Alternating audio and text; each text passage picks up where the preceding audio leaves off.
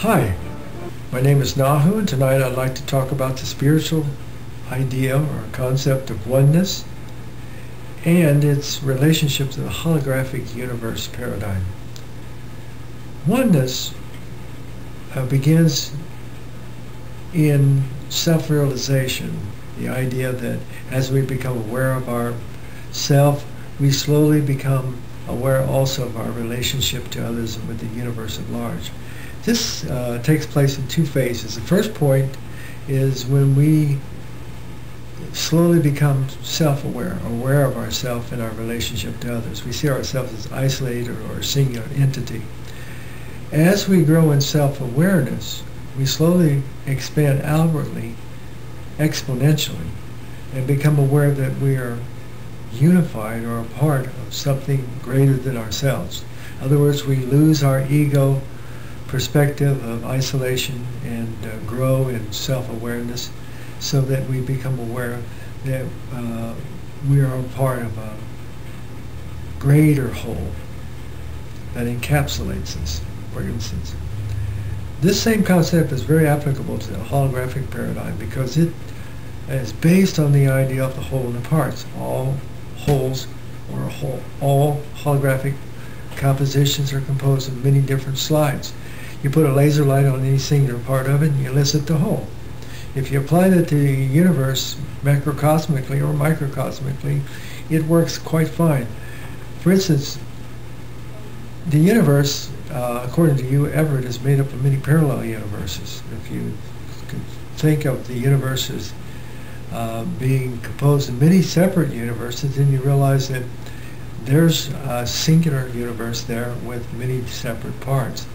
You break that down just a little bit, or descend, and you find a singular universe is also in turn made up of many separate galaxies. These separate galaxies are in turn made up of many singular solar systems, and of course on these separate solar systems are found many different separate forms of life.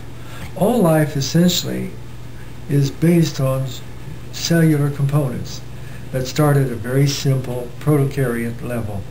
If you go down into the essential inner nature of the microcosmos, you discover that we start at the wave level, then we move slowly up to the mineral, and then we arrive at another level described by Leibniz as a monadal level or a holistic level, which is a sense of unity of the whole within the parts. So what we have discovered is that in terms of the holographic paradigm, the whole is maintained through all its separation into parts, and all the parts are returned into a sense of wholeness regardless of the separation that apparently exists. At no point do we discover a compromise of this principle.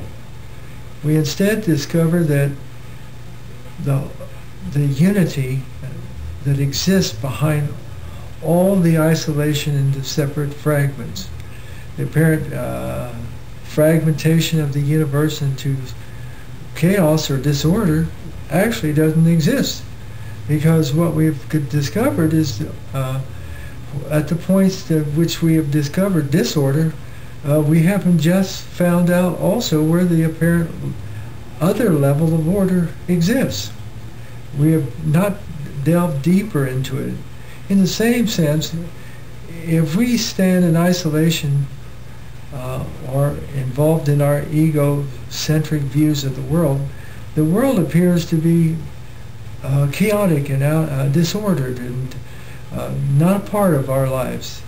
As soon as we expand in self-awareness, this disorder and chaos disappears, because then we become intricately involved in it, enmeshed in it, so that what takes place there is taking place in us. There's no separation between the individual self and that realization and the apparent order of the world. This is exactly what takes place in any transformation of consciousness when a person realizes the integrity that exists between their self and all other things.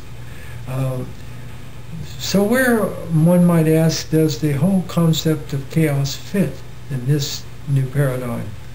Well, actually, according to epigenetic researcher Bruce Lipton, it exists at the cell membrane level. The point is where the external environment impacts the cell membrane. At that point, we see a transformative thing taking place, and we see the growth and the development of a new order. So we see that the only element of chaos is the one between one sense of order and a new paradigm or a new order. The holistic ideal is that without this transformative point, there's new, what I was saying was a new order is evolved from an apparent disorder. Ilya Prigozhin also spoke about this very eloquently when he described non-dissipative orders. These